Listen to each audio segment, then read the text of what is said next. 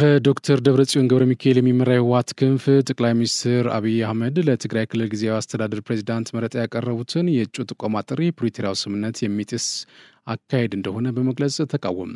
የፌዴራል መንግስት የትግራይ ህልውና የሚፈታተኑ ሁከታ እና ግጭትን የሚፈጥሩ ስራዎችን እያከናወነ ነው ሲልም አንጃው ቡድን ከሷል።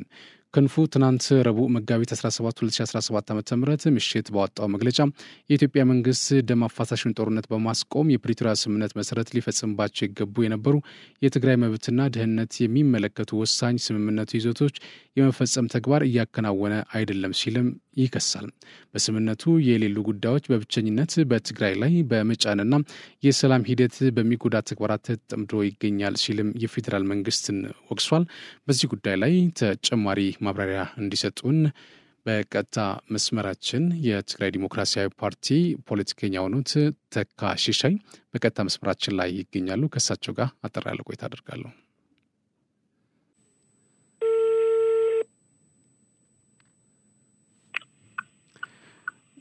ጤና ይስጥልኝ አቶ ተካ ሽሻይ። አብሮ ይስጥልኝ። እንደምን አሉ? ሰላም ኖት? እግዚአብሔር ይመስገን። እስቲ እንግዲህ አመሰግናለሁኝ። በመጀመሪያ ደረጃ ለቃለ መጠይቁ ፈቃደኛ ስለሆኑ እጅግ አድርጌ ነው የማመሰግነው።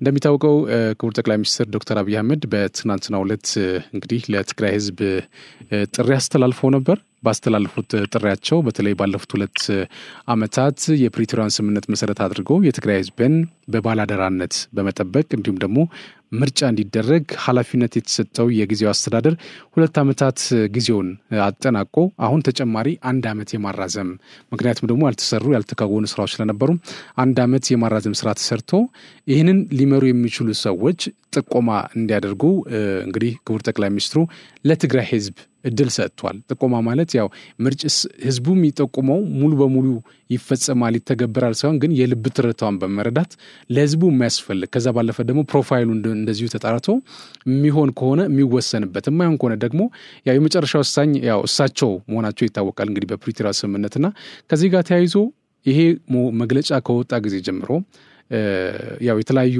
ጥቆማዎች እየተሰጡ እንደሆነ ይታወቃል። ነገር ግን የህወሓት አንጃው ቡድን ይህንን አልቀበልም የሚል ሐሳብ አውጥቷል ወይ መግለጫ አውጥቷልና እንደው ከዚህ ጋር ተያይዞ በእውነት ይሄ ሐሳብ የሚያስገድ ይመስላል? እንዴት ተረዳዋል የሚለው ነገር እስኪ ነው አተክ። ቆንጆ ጥያቄ ነው። ሁሌ እንደምንረዳውና እንደምናውቀው ህወሓት ህግ ተከትሎ በስነ ስርዓት ሰርቶ አያውቅም። ስለዚህ ስለ ህግ በህወሓት ስለ ህግ መነሳቱ ይገርማል እንጂ ምንም የሚቋጠርኩም ነገር የለውም። ስለዚህ ጠቅላይ ሚኒስትር ከዚህ በፊትም ያው ህጉም እንደሚፈቅደው በሳቸው ፍቃድ ነው የፕሬዝዳንቱ የጊዜያዊ አስተዳደሩ ፕሬዝዳንት በሳቸው ፍቃደኝነት እንደሚመሰረት ይታወቃል፣ ተደርጉማልም። ስለዚህ አሁን ደግሞ ህዝቡ የተሳተፈበት ህዝቡ ይሁንታ የሰጠው ወይም ደግሞ ፍላጎት ያሳየበት መመረጥ እንዳለበትና ህዝቡ ተሳታፊ እንዲሆን መጥራታቸው ያስመሰግናል። ሰፋ ያለ ዲሞክራሲ ወይም ደግሞ ሰፋ ያለ ተሳትፎ ህዝቡ የሚቀርብበት ሁኔታ የሚያስቀምጥ እንጂ የሚያስከፋ ነገር የለውም ማለት ነው። ስለዚህ በህወሓት በኩል ግን ሁሌ ከዚህ በፊትም እድሉ አግኝቶት ስለነበረ በፕሪቶሪያ ስምምነት ይሁን በህገ መንግስቱ ለሱ 50+1 ወይም ደግሞ ከ50 በላይ ፐርሰንት የሚለው ነገር እድሉ ተሰጥቶት ስለነበረ እዛም ያልጠቀመውም በዛም ጥሩ ስራ መስራት አልቻለም። ስለዚህ ኮምፕሊትሊ እንደነበረው በፊት እንደሚያደርገው 99 ወይም 100% በእኔ ይሁን የሚል ሀሳብ ይዞን እንጂ ከህግ አኳያ ከስምምነት አኳያ ጎዶሎ ኖሮት እንደማይሆን ልብ ያለው ሁሉ ያውቀዋል ማለት ነው። እንግዲህ አቶ ተካ እንደምታውቀው ያው ባለፉት ጊዜያት 40 60 50 ዓመታት ህወሓት የትግራይ ህዝብን እንግዲህ ሲገዛ የነበረበት ሂደት ነበር። መግታት ብቻ አይደለም እንግዲህ የትግራይ ህዝብ ወዳልተፈለጉ ጦርነቶች ወዳልተፈለጉ ልቂቶች እንዲገቡም ከፍተኛ የሆነ ሴራ ፕሮፓጋንዳ ስራዎችን ሲሰራ የነበረበት ሂደት እንደነበረ የቅርብ ጊዜ ትዝታችን ነው። ያየነው የመጣነው ጉዳይም እንደሆነ ይታወቃል። ግን ደግሞ አሁን ከዚህ ከህግ ጋር አያይዞ ያነሳው አለ ይህ ቡድን ማለት ነው። ሲጀመር የፕሪቶሪያ ስምምነት መሰረት አድርጎ እንግዲህ ክቡር ጠቅላይ ሚኒስትሩ ጊዜያዊ አስተዳደሩን የሰየሙበት ሂደት ነበር። በተለይ ደግሞ የጊዜያዊ አስተዳደሩ ፕሬዚዳንት የሰየሙበት ሂደት ነበር። ያንን አልቀበልም ብሎ በየአካባቢው ኩዴታ ሲያደርግ የነበረበት ሂደት ነበረ። ማህተሞችን ሲለቅም ነበረ። አላስፈላጊ ሆኑ ጥፋቶችን ሲፈጽም ነበር። እሱ ብቻ አይደለም፣ በየአካባቢው ሰዎች ሞቶ ነበር በፖለቲካ አመለካከታቸው ምክንያት ህወሓትን ብቻ ስላልደገፉ ማለት ነውና ከጦርነት አልፎ አሁንም በሰላማዊ መንገድ እንነጋገር ሲባልም አልነጋገርም በሚል እምቢተኝነት ወጣቶችን እየቀጠፈ ያለበት ቡድን እንደሆነ ይታወቃልና እንግዲህ ይሄ ቡድን አሁንም ልክ የህዝብ ይሁንታ እንዳለው ቡድን ይሄንን ጥሪ አልቀበልም ብሎ ማለቱ በራሱ ምንን ነው የሚያሳየው? ይሄ ከስተቱ መማር ያልቻለ ቡድን ነው ብለን ማለት እንችላለን? እስኪ ከዚህ ጋር ተያይዘን ትክክል እኮ ነው ማለት እኔ እንደምነው ወይ ልበሰፊነት እየያዘን ወይም ደግሞ የህወሓት ባህሪ በደንብ ያልገባኝ የህብረተሰብ ክፍል እንዳለ ከሆነ እንጂ ህወሓት ማነጅ ነው የምታደርገው እንጂ እንዴት ነው ወደ ጥፋት መሄድ የማይችለው ብለህ ማነጅ ነው የምታደርገው እንጂ መብት እንድትሰጠው ወይም ደግሞ አሁንስ ጥፋት አድርጌያለሁና ተጸጽቼ ህዝብ ላገልግል ብሎ የሚመለስ ቡድን አይደለም። ይሄ ነው እኔ በጣም ከብዙ ሊቃንም የምደራደረው እና የማስረዳው ማለት ነው። ይሄ የጥፋት ቡድን እንዴት ነው ሰው ሳይጎዳ ህዝብ ሳይጎዳ ህገ መንግስት ሳይጥስ ወይም ደግሞ ሳያፈርስ ማነጅ አድርጌ ኮንትሮል የማደርገው እና በራሱ ሂደት እንዲጠፋ ወይም ደግሞ ከፖለቲካ ዓለሙ እንዲላቀቅ የማደርገው ብለን ነው ማሰብ ያለብን እንጂ ለሱ መብት ሰጥተን አይ ከዚህ በፊት አጥፍተዋልና አሁን ይጸጸታል፣ አሁን በህዝብ ልብ ትርክታ ያለው ስራ ይሰራል ብለን ማሰብ ማቋረጥ አለብን። አሁንም ቅድም ብለህ ራስህም እንደተነተንከው የጦርነቱ መነሻ እሱ ነው። መከላከያ ሰራዊት የሚያህል ትልቅ የአገር ውለታ በኃይል የጨፈጨፈ የመጀመሪያው ምርጫ ቦርድ ሳይፈቅድለት ምርጫ ቦርድ ያካሄደ አሁንም የዚህ ህጋዊ ሰውነቱ እውቅና የቲፒኤልኤፍም ያለ ምርጫ ቦርድ አሁን እንደገና ማለት ነው ያለ ምርጫ ቦርድ እየሄደ ነው። ማህተሞች በኃይል እየነጠቀ ነው። ጊዜያዊ ፕሬዝደንቱ ያስተላለፉት ደብዳቤ ማለት የሚረብሹ ሰዎች ከስራ ኃላፊነታቸው እንዲወርዱ የተጻፈው ደብዳቤ ተግባር ላይ አይውልም። ስለዚህ ከሀስከፈ በስርዓት በማፍረስ ህግ በመጣስ የሚታወቀው ድርጅት ነው እንጂ ስለ ህግ የሚከተል ወይም ደግሞ በህግ የሚሄድ አካል አይደለምና ለዚህ በሚመጥን መንገድ ነው መሄድ ያለብን።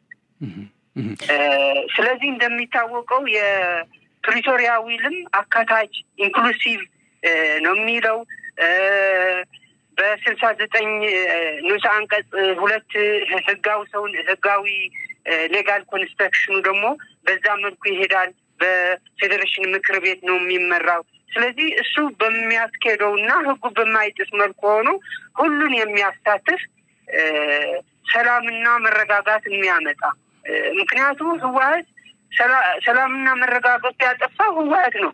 ለህወሓት እንደገና ከሰጠኸው እንዴት ነው ራሱ የፈጠረው ችግር ራሱ ይፈታል ብለህ የምታስበውና ይሄ በደንብ ሲሪየስ ታይቶ ጊዜ ተሰጥቶት መፈታት ያለበት ችግር ነውና ህወሓት ስለ ህግ የሚያነሳው ጉዳይ ግን ከቀልድና ከባጫ አልፎ ቁም ነገር የሚያዝበት ጉዳይ አይደለም ማለት ነው።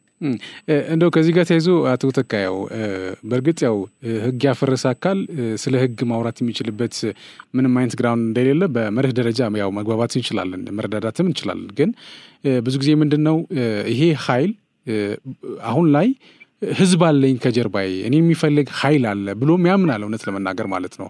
እንግዲህ ይሄንን መሰረት አድርጎ ነው የተለያየ መግለጫዎችም እያወጣ ያለ አሁን በየአካባቢው ችግር እየፈጠረ ያለበት ሂደት እየሰማን ያለ ነው ማለት ነውና በእውነት ህወሓት አሁን በትግራይ ህዝብ ዘንድ ተቀባይነት ያለው ነው። እንደው ተቀባይነት ከሌለው ህዝቡ ለምንድን ነው አንቅሮ መጥፋት ያልቻለው? እንዴት ነው ያልታገለው የሚለው ነገር እስኪ እናንሳ። ህዝብ በጦር መሳሪያ በተለያዩ ነገሮች ሶሻል ኢንቴግሪቱ በማፋለስ ቀብር እንዳትቀብሩ ብዙ ነገር ማለት ከሰው የመነጠልና ህብረተሰቡ በመንበታተን ጠላትና ወዳጅ ተብሎ እየተከፋፈለ የማስተራመስ ስራ ሊሰራ ይችላል። በዚህ መልኩ ህዝቡ ጉልበት እንዳያገኝ ያሰበውን ነገር እንዳይሰራ ሊያሰናክለው ይችላል። ነገር ግን ህዝብ በልብ አለኝ ደጋፊ ብሎ ማለት ግን አሁን ጊዜያዊ አስተዳደሩ ተቆልፎ ተይዘዋል፣ ተሰናክለዋል። የሚሾመው ከንቲባ የሚሾመው የዞን አስተዳዳሪ ይመለስልን እያለ ቀን በቀን እየወጣ ያለው ወጣት የማን ደጋፊ ሆኖ ነው ማለት ለማን ነው የሚቃወመው? እየሄደ ቀበሌላ ወረዳ እየዘረ ማህተም የሚነጥቃቸው ሰዎችስ እንዴት ምን ላይ ሆኑና የትኛው ህዝብ እንደሚያወራ ስሙ ነው የሚናገረው እንጂ የትኛው ህዝብ ነው የትያለ ህዝብ ነው የሚለው ነገር እኔ ሁሉ ጊዜ ዲፋይን ለማድረግ የሚያስቸግረኝ ነውና በመሳሪያ በጦር መሳሪያ በተለያየ ሴራ ህዝቡ ቆልፎ ይዞት ሊሆን ይችላል። ግን እኮ አተተካ ደጋፊ አለ ማለት ግን ዘበት ነው የለም ነው። ግን እኮ አቶ ተካ ያው ምናልባት እየሰሙኝ ከሆነ ማለት ነው ያሉት ሐሳብ በሐሳብ ደረጃ አከብራለሁኝ። እንግዲህ እንደሚታወቀው ይሄ የህወሓት ቡድን ድሮውንም ቀድሞውንም በተለይ በቅርብ ጊዜ የነበረው የህግ ማስከበር ሂደት መንግስት ተገዶ ወደ ጦርነት እንዲገባ ያደረገበት ምክንያት ዋነኛው ምክንያት መከላከያ ሰራዊትን በተኛበት ስላረደ ነው። የሀገር ዋልታ የሀገር ጠባቂ ዳር ደንበርን እንዳይደፈር ሌት ተቀን የሚተጋና ኃይል ከጀርባ መጥቶ ስላረደ ነው እንግዲህ ወደ ጦርነት የተገባው ማለት ነው። እንግዲህ ይሄን መነሻ አድርጎ ህወሓት የትግራይ ህዝብን በተለያየ መንገድ በማሳመን ተወራሃል፣ ተከባሃል፣ ልትበላ ነው፣ ልትጠፋ ነው ምናምን እያለ እንግዲህ የተለያዩ የፕሮፓጋንዳ ሐሳቦችን እያነሳ ወደ ጦርነት ያስገባበት ሂደት እንደነበረ እናውቃለን። ያ ማለት በርካታ ቁጥር ያላቸው የትግራይ ወጣት ሳይፈልጉ ሳይገባቸው ወደ ጦርነት ገብተው ለልቂት የተዳረጉበት ሂደት ነበር። እንግዲህ ማንን ብለው ህወሓትን ደግፈው ማለት ነውና እንግዲህ ህወሓት እንደዛ ህይወታቸውን እስከማጣት ቤተሰቦቻቸውን ሀዘን በሀዘን እስከማድረግ ድረስ የደረሰ አቅም እንዳለው እያወቁ እንግዲህ ህወሓትን ደግፈው ወደ ጦርነት የወጡበት ሂደት ነበር። አሁን ላይ ደግሞ ተጨማሪ ሌላ ጦርነት ተዘጋጅ ያለበት ሂደት ነበር። እሱ ብቻ አይደለም ህገወጥ የሆኑ ተግባራትን በየአካባቢው እየፈጸመ ነው ያለው። ከጦርነት ውጭ ያሉ ብዙ ወጣቶች አሁንም እየተጎዱ እንዳሉ በተለያየ አቅጣጫዎች እየሰማን ያለንበት ሂደት አለና ይሄንን እንደው ከምን በላይ መታገል ያለበት ማን ነው? ህዝቡ አይደለም ወይ ወጣቱ አይደለም ወይ የሚለው ነገር እስኪ እናንሳ። ትክክል ነው። አሁን እንደምታውቀው በዚህ በ27 ዓመት ወጣቱ ከአንድ ሚዲያ በሚወጣ ወይም ደግሞ ከአንድ ቡድን በሚንቆረቆር ሐሳብ አይምሮው ተዘግቶ የተለያየ የዓለምን ይሁን በአገር ውስጥ ያለ አንዳንድ የተሻለ አካባቢ በማያስበት ደረጃ የነበረበት ነው። በዚህ ምክንያት ደግሞ የህወሓት ፕሮፓጋንዳ ብላክ ፕሮፓጋንዳ ተጨምሮ የተወሰነ በማይናቅ ወይም ደግሞ በጣም የአንበሳ ድርሻ ያለው ወጣት በተሳሳተ መንገድ ተከትሎት ጦርነቱ ተሳትፎ አልቀዋል። ነገር ግን አሁን ከጦርነቱ በኋላ የመጣው ነገር ግን በጣም ትልቅ ትምህርትና ችግሩ ማን ላይ እንደሆነ ጠላቱ ማን እንደሆነ በተለያዩ ከተሞች በተደረጉ ስብሰባዎች እየተናገረ ነው። ጠላታችን ላይ እኛ የኢትዮጵያ ህዝብ፣ የአማራ ክልል፣ የአፋር ክልል ሌሎች ጠላታችን አይደሉም። አንደኛው ጠላታችን ህወሓት ነው። ስለዚህ ጠላታችን ለይተን መታገል አለብን እያለ ጊዜያዊ አስተዳደር ራሱ በሰበሰባቸው መድረኮች ባካሄዳቸው መድረኮች እየተናገረ ነው ወጣቱ እና አሁንና ያለፈው በጣም የተለያየና የሰማይና የመሬት ያህል ርቀት ያለው ግንዛቤ ያለው ወጣት አለ ብዬ አምናለሁ። አሁን ከህወሓት ሳይድ የሚሆን ወጣት የለም። ችግሩ ሁሉ እልቂቱ ከኔና ከናንተ የበለጠ ራሱ ላይ ወንድሙ ላይ እህቱ ላይ አባቱ ላይ ውለዋልና የዛኔ በፊቱና ያሁኑ የተለያየ ነገሮች ነው የሚል እምነት አለኝ። ከዛ ደግሞ በአካሄዳችንን የፌደራል መንግስት ይሁን እዛ የተሾሙት ጊዜያዊ አስተዳደሮች ትንሽ ያካሄድ ክፍተት ነበረ። በተደራጀ መልኩ በደንብ የተሰራበት ስላልነበረ እነዚህ ሁለቱ ተደማምረው የባለፈው ትልቅ ችግር አድርሰዋል።